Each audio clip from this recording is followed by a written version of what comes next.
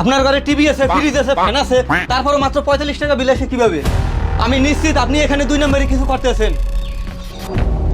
এই ছোট, উনার মিটারটা ইমিডিয়েটলি চেক দে তো। স্যার এই তো সোনার লাইন চালাচ্ছে। নগেন বাবু, আপনি এত খারাপ লোক, আপনাকে প্রথম দেখেই বুঝছিলাম। আপনার এই অবৈধ কাজের জন্য 10,000 টাকা জরিমানা করলাম। লেকিন 1 সেকেন্ড। স্যার আমি গরিব মানুষ, এতগুলো টাকা কিভাবে দেবো? এবারের মতো স্যার মাফ করে দেন। বাবা আমি অফিসে যাচ্ছি। আর এরা কারা? আমরা পল্লী বিদ্যুতের লোক। তোমার বাবা অবৈধভাবে চোরা লাইন নিয়ে কারেন্ট ব্যবহার করছে, এর জন্য তোমার বাবাকে 10,000 টাকা জরিমানা করা হয়েছে। বাবা তুমি তো অন্যায় করছো, ঝামেলা না করে টাকাটা দিয়ে দাও। ভবিষ্যতে আর এরকম কাজ করবেন না। अच्छा ठीक है। এই খারাপ, তোর লাইসেন্স কই? লাইসেন্স তো নাই। লাইসেন্স নাই, মাথার হেলমেট কই?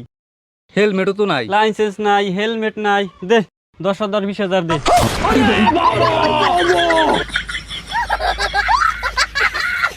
বাস্তব কথা কি জানেন?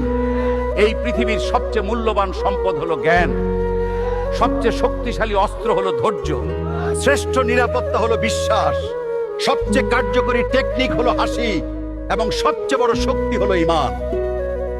একটা কথা বলি শুনেন, গাছ যদি ভালো হয় গাছের ফলও ভালো হয়, ঠিক তেমনি যদি অভিভাবক ভালো হয় তার সন্তানও ভালো হয়।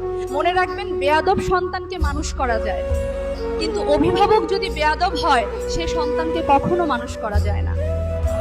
সাপের বিষের চেয়েও ভয়ঙ্কর হলো বিশ্বাসঘাতকের নিঃশ্বাস, কারণ বিশ্বাসঘাতক ব্যক্তি এই 3টি নিয়ম অক্ষরে অক্ষরে পালন করে।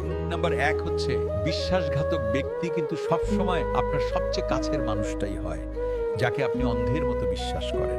নাম্বার 2, সে আপনার দুর্বলতম মুহূর্তে ছোবল মারবে, যখন আপনি সবচেয়ে অসহায় থাকবেন সুযোগের সদ্ব্যবহার করবে। আর নাম্বার 3, আঘাত করার পর তার চোখে কোনো অপরাধ বোধ দেখবেন না, বরং সে নিজেকে সঠিক প্রমাণ করার চেষ্টা করবে।